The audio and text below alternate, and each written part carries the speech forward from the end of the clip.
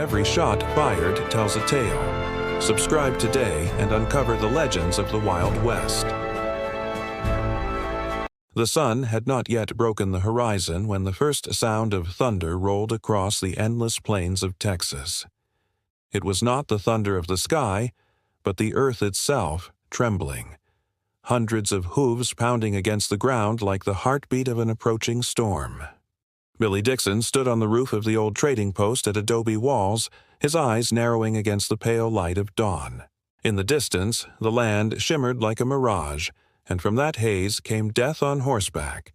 He had seen them before, Comanche and Kiowa warriors painted for war, their faces streaked with crimson and ash, their horses adorned with feathers that danced in the wind. He had seen raids, ambushes, massacres, but never this many, never an army. The men around him were stirring awake, most still half drunk from the previous night's whiskey and laughter.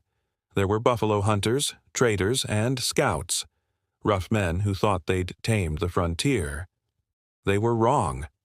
"Get up!" Dixon shouted, his voice cutting through the morning air. "They're coming!" Sleepy faces turned toward him, confusion twisting into terror as the horizon moved, not from the wind, but from the wave of riders charging through the mist. A moment later, the world exploded into chaos. Arrows whistled through the air, striking wood and flesh. Rifles cracked from every direction. Horses screamed. The smell of gunpowder mixed with blood and dust, choking the lungs. Dixon ducked behind the parapet, reloading his Sharps rifle with steady hands.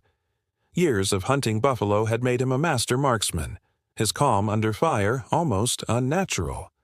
Around him, men shouted prayers, curses, and names of loved ones they would never see again. "Keep your heads down," he yelled. "We hold the post, or we all die here." For hours they fought, outnumbered 20-1. The warriors came in waves, fierce and fearless, their war cries echoing across the plains. Bullets tore through them, but still they came. Dixon could see their leader, a tall Comanche on a black horse, his spear raised high, a crimson handprint painted over his chest. He rode closer each time, urging his men forward, his eyes burning with fury and pride. Dixon couldn't help but admire his courage. These were not bandits or savages. They were soldiers of a dying world, fighting for land that had been theirs long before the first white man ever set foot here. By mid-morning, the air was thick with smoke and the stench of death. The survivors inside the post were running low on ammunition. A bullet grazed Dixon's shoulder, tearing through his coat, but he didn't flinch. He wiped the blood with his sleeve and kept firing. Somewhere behind him, a young hunter sobbed uncontrollably, clutching a shattered arm. Another lay motionless beside the door, his eyes staring at nothing. Dixon forced himself not to look. There was no time for grief. Then, suddenly, a strange silence fell. The warriors pulled back, retreating to a ridge nearly a mile away. The men inside thought it was over, but Dixon knew better. He climbed to the rooftop again, scanning the horizon. They were regrouping, preparing for one final charge, and leading them was the man on the black horse, sitting tall, unbroken, defiant.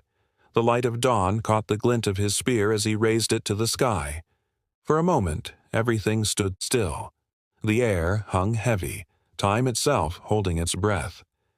Then the sound came. A low rumble that grew louder and louder until the earth itself seemed to scream. The charge began. Dixon took a deep breath, his hands moving instinctively. He loaded a single cartridge into his Sharps rifle, chambered it, and rested the barrel along the edge of the roof.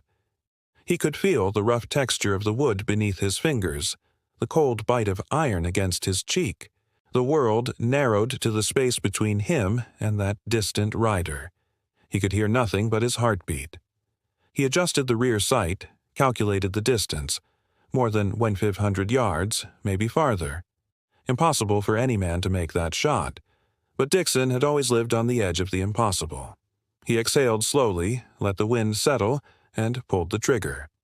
The rifle roared. For a heartbeat, nothing happened. The sound rolled away into the plains, swallowed by distance. Then, through the rising smoke, Dixon saw the rider falter. The black horse stumbled, reared, and the man toppled from the saddle like a falling star. The charge stopped instantly. The warriors froze, disbelief rippling through their ranks. The shot had crossed more than a mile of open ground and found its mark. Inside the post, silence turned to astonishment. Men stared at Dixon as if he'd summoned the hand of God. Someone whispered, "He hit him. My God, he hit him."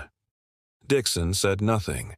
He simply lowered his rifle, his breath still trembling, his mind struggling to believe what his eyes had seen. He hadn't aimed to kill. He only wanted to stop the charge. But now, as the Comanche scattered into the distance, he knew the battle was over. The sun finally broke the horizon, washing the blood-soaked plains in a cruel golden light. Smoke drifted upward like ghosts returning to the sky. Billy Dixon stood alone on the rooftop, the weight of the rifle heavy in his hands. Around him, the survivors cheered his name, yet inside he felt no triumph, only the hollow echo of a man who had just seen the line between legend and damnation blur before his eyes. The wind had changed. By dawn the next day, the air over Adobe Walls carried the sour tang of fear. Men moved quietly now, their laughter from the night before smothered under the weight of unease. Horses twitched and snorted at invisible shapes on the horizon, and Billy Dixon, eyes sharp, restless, could feel it too. The plains were too still, the silence too deliberate. He climbed the roof of the trading post, spyglass in hand, scanning the endless ocean of grass that spread in every direction. At first, there was nothing but the gentle undulation of land and light. Then, as the sun bled into the horizon, a dark thread shimmered along the ridge. It was no mirage. Riders, hundreds of them, moving as one tide. Dixon's chest tightened. The stories of the past months, raids, massacres, entire camps burned, had been whispers carried by wind. Now they were real, galloping toward him with fury older than the West itself. Down below, the hunters stirred as word spread. "They're comin', boys," someone muttered, voice cracked with disbelief. Among them was Bat Masterson, barely 20, a gambler and scout with a smile too young for this kind of death. He looked at Dixon, half grinning. "Reckon they ain't here for coffee, huh?" Dixon didn't answer. He just kept watching, his jaw set like stone. The riders came fast, Comanche, Kiowa, and Cheyenne warriors, an alliance forged in rage after months of slaughter by buffalo hunters. They called this vengeance. And to Billy Dixon, it felt biblical. The ground trembled as thousands of hooves pounded the earth, a living storm sweeping across the plains. "Get ready," Dixon roared. Men scrambled for rifles, slamming shutters, overturning wagons for cover. Inside the post, they prayed in silence, the air thick with gunpowder and fear. The first wave struck just after sunrise. Arrows hissed through the air, thudding into walls, posts, and flesh. Bullets screamed back in reply, echoing across the valley like thunder. Dixon fired, reloaded, fired again, mechanical, relentless. Every shot was survival. The hunters, barely 29 men, were facing over 700 mounted warriors. Dust and smoke filled the morning, turning the sun into a red disk of blood. A horse screamed and collapsed. A man beside Dixon went down, chest torn open. The cries of the wounded mingled with the war whoops of charging braves. The sheer force of it shook the soul. But Dixon, steady as the plains themselves, refused to break. His world had shrunk to the sights of his Sharp's rifle and the rhythm of its deadly breath. From a nearby window, a hunter shouted, "They're flanking!" Dixon swung the rifle around, sighted on a Cheyenne rider streaking across the open field, and fired. The man fell, tumbling through grass. Dixon didn't cheer. There was no victory here, only delay. As the hours dragged on, the defenders began to understand the cruel math of their fight. They were outnumbered 30-1, with dwindling ammunition and no reinforcements. Yet somehow they held.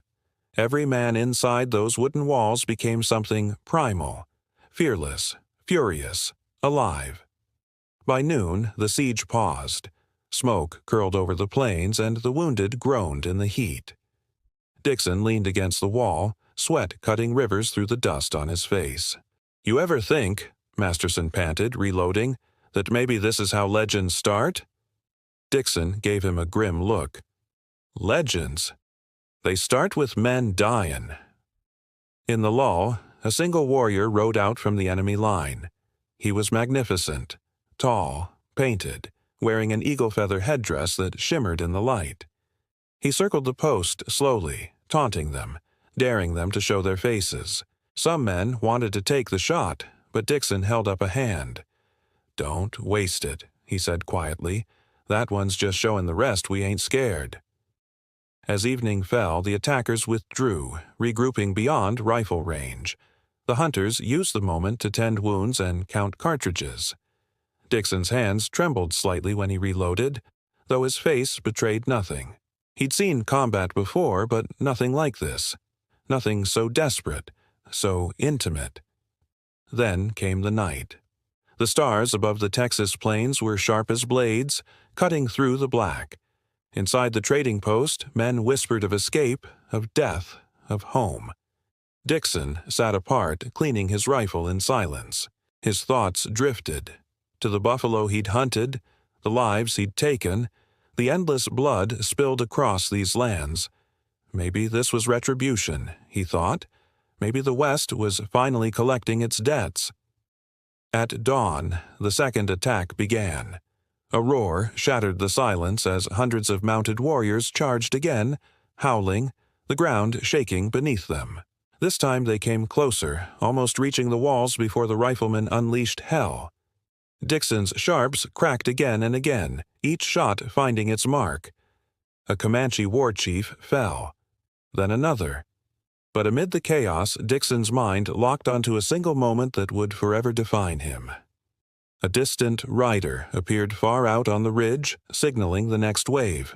Dixon lifted his rifle, estimating the distance, more than a mile, maybe 1,500 yards. Impossible. Yet something inside him whispered, "Try." He steadied his breath, adjusted the sights, and squeezed the trigger. The recoil jolted his shoulder, the sound echoing like thunder across the plains. For a long moment, nothing. Then, faintly, a speck fell from the distant ridge. The rider had been struck. Silence followed, eerie and total. Even the warriors seemed stunned. Then came the realization. The impossible shot had been real. Dixon had hit a man from over a mile away, a shot that would echo through frontier legend for generations. When it was over, the attackers pulled back, their fury shaken. Dixon stared across the smoking battlefield, his rifle heavy in his hands. He didn't smile. He didn't boast. The plains stretched out before him, wide and empty, the wind whispering through the tall grass like the ghosts of all who had fallen there. He whispered, "Ain't no glory in this, only survival." And as the sun rose over Adobe Walls, painting the earth in blood and gold, Billy Dixon realized that the West didn't create heroes. It carved them, one scar at a time. The smell of death still hung over Adobe Walls when Billy Dixon left the ruins behind. The survivors were few, their eyes hollow, their souls carved by what they had endured. For days, Dixon rode across the wide, wind-burned plains with a small party of scouts sent to deliver messages to nearby army posts. The land stretched endless and cruel before them. No trees, no shade, only the shimmering mirage of heat and dust. They rode in silence, each man haunted by the ghosts of that terrible siege. By the third day, the sun was a merciless god, and their canteens ran dry. Dixon could feel his tongue swell, the air cutting his lungs like glass. He tried not to think of the faces left behind at Adobe Walls, or the far-off cries of the dying that still echoed in his dreams. All he knew was the horizon, and the silent promise that somewhere out there was safety. But the West was never merciful. It happened near a shallow depression in the earth, a wallow where buffalo once bathed in the mud. The scouts had barely reached it when the first shot cracked through the air. "Ambush!" someone shouted. Horses screamed, rearing. Arrows and bullets sliced through the dust. Dixon threw himself from the saddle and rolled behind a small rise. His rifle found his hands before his mind even caught up. "Down! Get down!" he barked, but 2 men were already hit. Through the smoke, he saw them. Warriors, dozens of them, emerging from the grass like spirits of vengeance. The odds were hopeless. 6 men against what looked like 50. The scouts dove into the wallow, clawing at the mud, using their knives and bare hands to carve a shallow defense. Dixon fired once, twice again, each shot deliberate, calm, deadly. A Cheyenne warrior fell hard, rolling in the dust. The enemy surrounded them, bullets whining overhead. The ground erupted in dirt and smoke. "We're pinned!" a voice cried. Dixon didn't answer. He was calculating distance, wind, and hope. There was precious little of any. "Keep shooting," he yelled. As the sun sank lower, the fight turned savage. Dixon's hat was torn by a bullet. Another grazed his cheek, hot blood dripping into his beard. He hardly noticed. His focus narrowed to the rhythm of the rifle. Load, aim, fire, repeat. The others fought bravely, firing until their barrels steamed. One man, Amos Chapman, had his leg shattered by a bullet but refused to stop. Dixon crawled to him, dragging him into better cover. "You stay with me," Dixon growled. "Ain't dying out here for nothing." The night fell, heavy and suffocating. The warriors' yells echoed in the darkness, ghostly and cruel. In the wallow, the men whispered prayers, their breath shallow, their bodies caked in mud and blood. The wounded moaned softly, begging for water. Dixon listened to the far-off howl of coyotes and wondered if that would be their funeral song. Hours passed. The stars above glittered coldly, indifferent. Dixon's thoughts wandered to his mother's face, to the wide, empty lands he once called beautiful.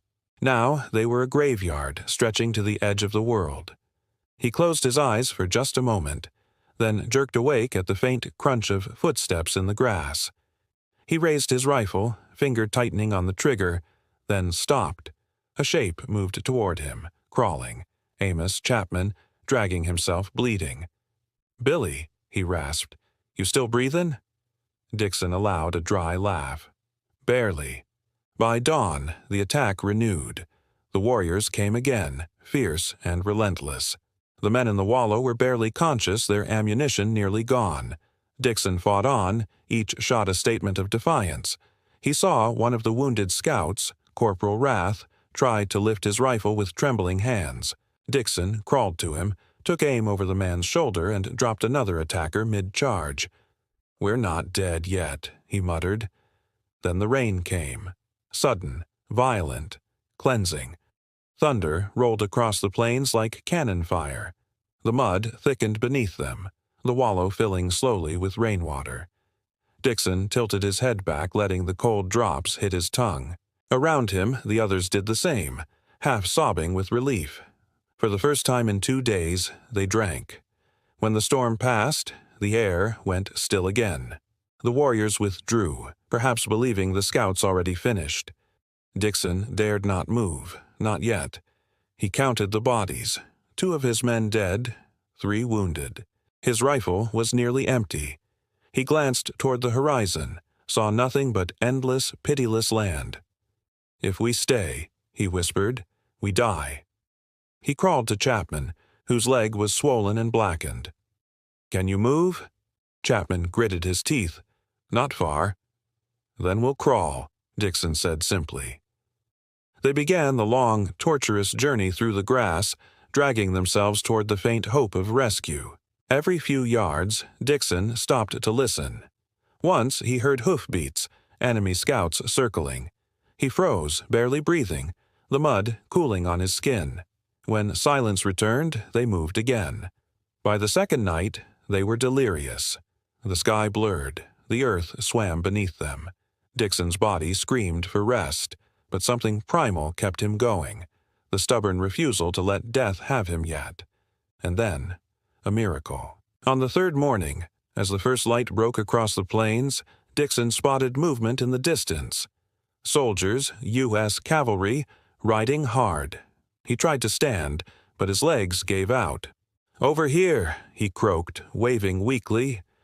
A shout came back, faint but real. Help was coming. The rescue party reached them hours later. Dixon collapsed, barely conscious, as strong hands lifted him from the mud. The last thing he saw before darkness took him was the endless sweep of the plains, glowing gold beneath the rising sun. Days later, when he awoke in the safety of Fort Supply, the doctors told him he'd been found half dead, clutching his rifle even in unconsciousness. Dixon simply nodded. He didn't remember dropping it. He didn't remember much at all. But one thing stayed with him. The wallow, the storm, the endless night. He had stared into the eyes of death and refused to blink. From that day forward, men spoke his name with a kind of reverence. Billy Dixon, the man who faced 1,000 warriors, who made the impossible shot, who crawled through hell itself and came back breathing. But in his heart, Dixon knew the truth. The West didn't spare the brave. It only delayed their reckoning. They called him a hero, though Billy Dixon never felt like one. After Buffalo Wallow, his name spread across the frontier like wildfire. Newspapers from Dodge City to St. Louis printed stories about the miracle marksman and the man who couldn't be killed. But for Dixon, the world had gone quieter than ever. Every gunshot he had fired still echoed in his dreams. Each face of the fallen burned into his memory. When he closed his eyes, he saw them all. The warriors charging through the dust, the scouts dying in the mud, the endless plains swallowing everything whole. At Fort Supply, officers saluted him with pride. Soldiers asked him to retell the story, to describe that 1-in-a-million shot that had stopped the charge at Adobe Walls. Dixon would nod politely, give them a few short words, and leave before the laughter started. They never noticed how his hands trembled when he poured a drink, or how he stared too long into the distance, as if listening for ghosts. The Army offered him a commission as a scout, and for a while he accepted. It gave him purpose, or at least the illusion of it. He guided cavalry patrols through Comanche territory, tracing the old trails of blood and vengeance. The prairies were still wild, still merciless, and the war between settlers and tribes dragged on like a wound that refused to heal. Some nights, when the men around the campfire swapped stories, Dixon would sit apart, sharpening his knife or staring into the flames. One young trooper once asked him, "Sir, what's it like to kill a man from a mile away?" Dixon's jaw tightened. "It's like cutting your own soul in half," he said softly. The boy never asked again. As months turned to years, the legend of Billy Dixon grew beyond the man himself. He was the frontier's quiet myth, the hunter who made the impossible shot, the scout who survived the unthinkable. But inside, the cracks deepened. The more the West praised him, the further he drifted from peace. His rifle, once an extension of his will, now felt like a curse. Every time he cleaned it, he saw the reflection of the man he'd become. Hard, hollow, haunted. He began drinking more, spending nights in half-empty saloons, surrounded by laughter that didn't reach his ears. He didn't gamble, didn't chase women, didn't tell tall tales. He just drank. And when someone mentioned Adobe Walls, he'd rise quietly and leave. One night in Dodge City, a man, too drunk to know better, slapped him on the shoulder and said, "Ain't you the fella who shot that Injun from a mile out?" Dixon's eyes flickered, calm but cold. "That ain't something to brag about," he said, and walked out into the rain. In those quiet years, the frontier was changing faster than any man could follow.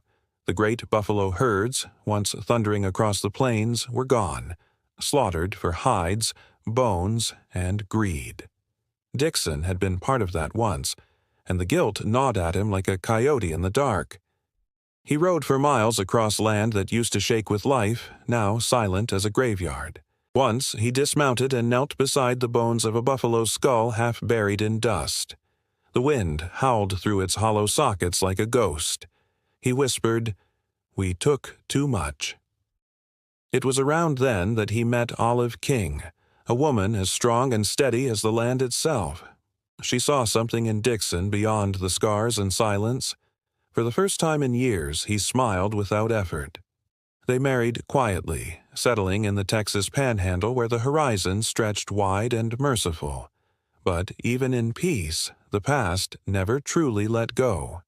Some nights, Olive would wake to find him sitting on the porch, staring into the moonlit fields with that same distant look. She'd ask softly, "You see them again, don't you?" He'd nod, never turning. "They never left," he'd say. When the army called again, this time to guide troops in the last campaigns against the Southern Plains tribes, Dixon hesitated. He didn't want to fight anymore, not after so much blood. But duty, or maybe guilt, pulled him back. He rode again under the same sky, through the same dust, watching the end of a people unfold before him. He saw surrender camps filled with hollow-eyed warriors, proud men now broken by hunger and defeat. One chief, an old Comanche, looked at Dixon and said through an interpreter, "You hunted us like the buffalo. Now both are gone. What will you hunt next?" Dixon had no answer. He rode away in silence, the question burning deeper than any bullet wound. When he finally laid down his rifle for good, the world had changed. The frontier was closing. Railroads carved through the wilderness. Towns rose from dust, and the endless silence of the plains gave way to the noise of progress. Billy Dixon, once the embodiment of the untamed West, was now a relic of it. People still sought him out, asking about his famous shot, about the battles, the blood, the glory. He'd tell them pieces of the truth, but never the whole thing. Some stories were too heavy to carry twice. On his 50th birthday, Dixon rode alone to the ridge overlooking the valley of Adobe Walls. The wind blew steady, carrying whispers of the past. He dismounted, hat in hand, and stood where he once made the shot that made him immortal. The ground was quiet now, overgrown with grass. He looked out across it and murmured, "All this for a legend." Then, softly, "Ain't worth what it cost." When he returned home that night, Olive was waiting on the porch. "You found what you were looking for?" she asked. He gave a small, tired smile. "Just ghosts," he said. The years rolled on, and Billy Dixon faded into history's long shadow. But for those who knew the truth, he wasn't just a marksman or a hero. He was the last echo of a vanishing world, a man carved by the West and scarred by its beauty. And though he'd never say it aloud, deep down he knew. Some legends aren't born for glory, they reborn because the West demanded a witness. The years had rolled by like tumbleweeds, carrying with them the dust of every memory Billy Dixon had tried to bury. By the time his hair turned silver and his hands stiffened with age, the world around him no longer resembled the one he'd fought to survive. Railroads had conquered the wilderness. Telegraph wires sang through the wind like iron cobwebs. Towns had sprung where once only buffalo roamed, and the cries of war had faded into the history books. But Dixon, he still carried the sound of it all inside him. The echo of gunfire, the cries of men, the thunder of hooves. The plains had gone quiet, but his mind never did. He lived with Olive in a small cabin near the Canadian River, their life simple but steady. The mornings were peaceful now, filled with the smell of coffee and wood smoke instead of gunpowder. Olive would hum while she cooked, and Dixon would sit by the window, carving wood or oiling his old Sharps rifle, the same one that had sealed his name into legend. It hadn't fired a shot in decades, but he treated it like a relic, both sacred and cursed. Sometimes Olive would ask why he kept it so close. "Because," he'd say softly, "it remembers things I can't afford to forget."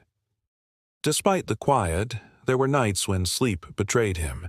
He'd wake, drenched in sweat, heart pounding as if still trapped in the wallow surrounded by smoke and screams. Olive would sit beside him, stroking his arm until the trembling eased. "It's just a dream," she'd whisper. But Dixon knew better. The West didn't let go of its ghosts, it just changed their names. In town, folks still recognized him sometimes. Younger men, wide-eyed and eager, would shake his hand and call him the hero of Adobe Walls. They'd ask him to retell the story of that mile-long shot, their voices filled with admiration. Dixon would nod, smile faintly, and offer a few words, never more. He didn't want their praise. He wanted their understanding. "That shot didn't make me a hero," he told one boy once. "It just made me live long enough to wish I hadn't." The boy didn't know how to respond. Few ever did. As the frontier faded, so too did the men who had built it in blood and grit. Bat Masterson became a lawman, later a sports writer in New York. Old scouts died nameless on forgotten trails. Dixon sometimes received letters from veterans he'd once ridden with, letters full of shaky handwriting and fading ink, men searching for meaning at the edge of their days. He wrote back when he could, his replies short but sincere. "We did what we had to. The land remembers." By the early 1900s, age had slowed him but not broken him. His back stooped, his hands ached, yet he still rode into town on horseback, hat low, coat faded from decades under the sun.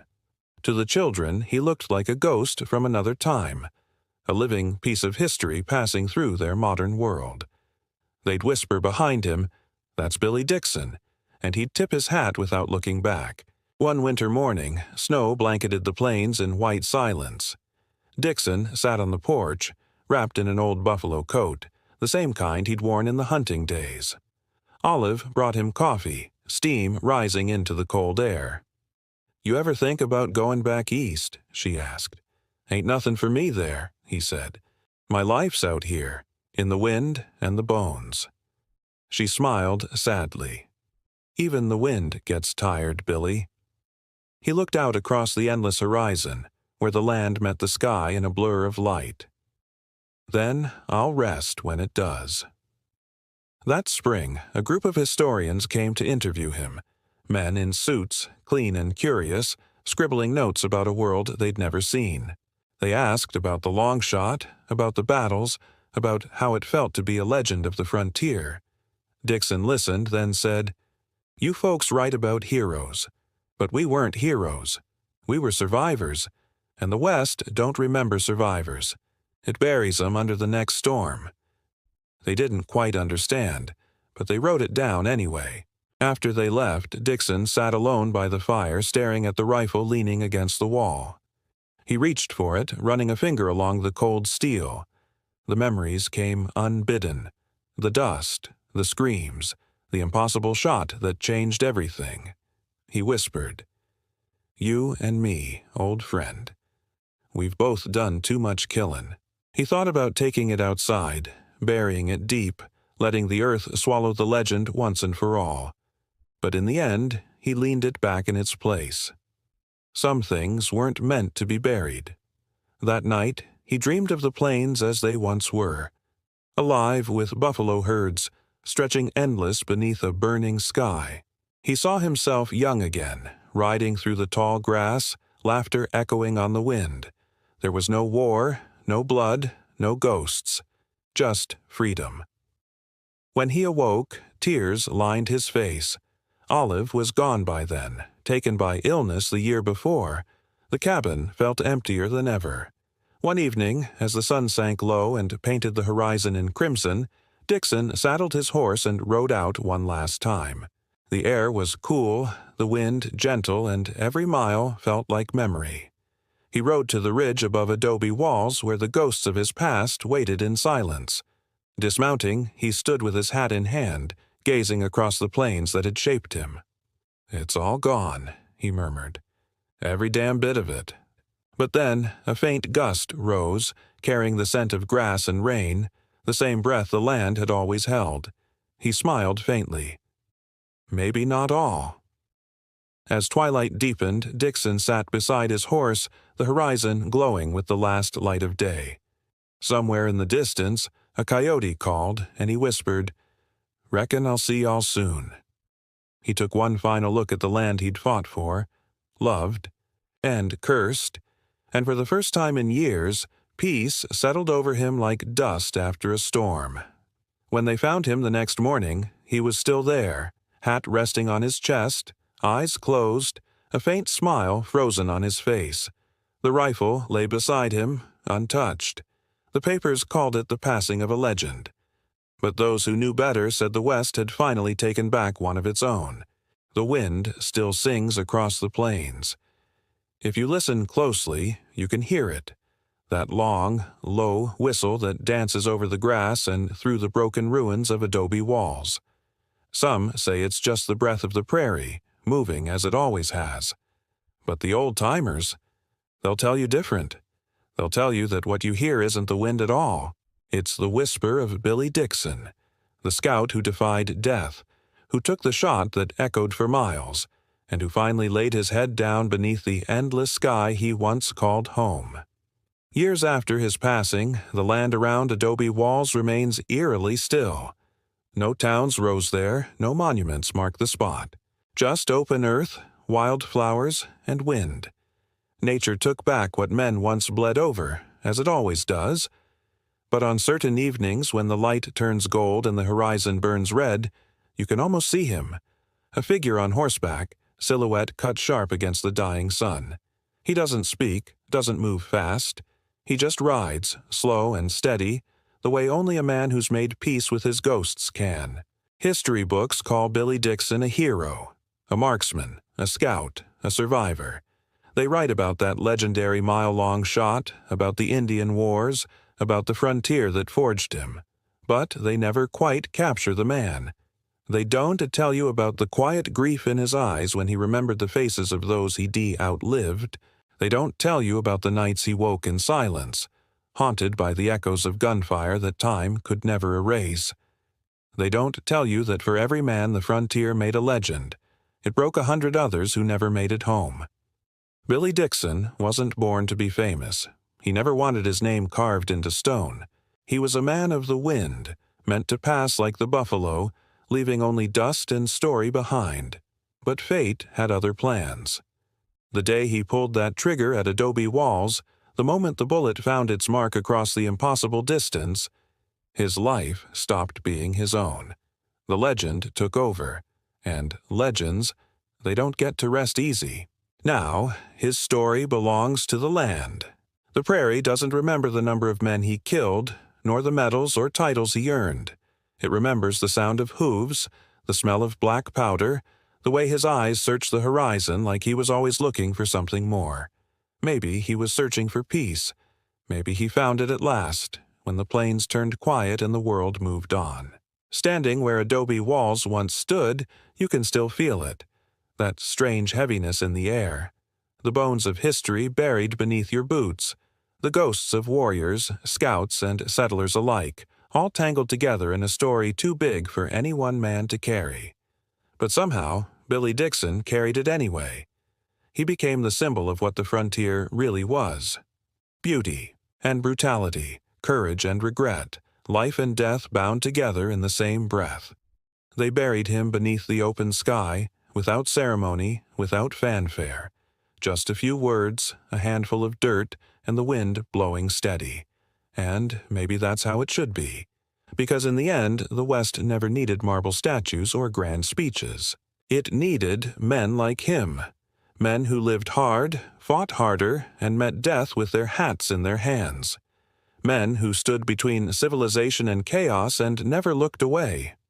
Sometimes, at dusk, when the plains glow with that orange fire only Texas can make, riders passing by claim they see something in the distance. A lone figure moving slow across the horizon. No dust, no sound, no shadow, just a rider, fading with the sun. They say he never looks back. He just keeps going, the same way he always did, toward the unknown, toward peace, toward whatever lies beyond the edge of the map. Billy Dixon's legend will outlast us all, because the West doesn't die. It just sleeps, waiting for someone brave enough to remember. And as long as there are stories told by firelight, as long as there are voices that whisper the names of the forgotten, men like Dixon will never truly fade. They'll ride forever, on the wind and in the dust. So, tonight, when the wind hums low and the stars burn bright, Listen close. Maybe you'll hear it too. The soft jingle of a spur, the faint creak of leather, the heartbeat of a time long gone. That's Billy Dixon, still out there somewhere, riding across eternity. And if you're the kind of soul who still believes in men like him, who still feels the pull of open land, the weight of history, and the spirit of those who refuse to bow, then saddle up, friend, because the frontier ain't over. It just moved to the next story.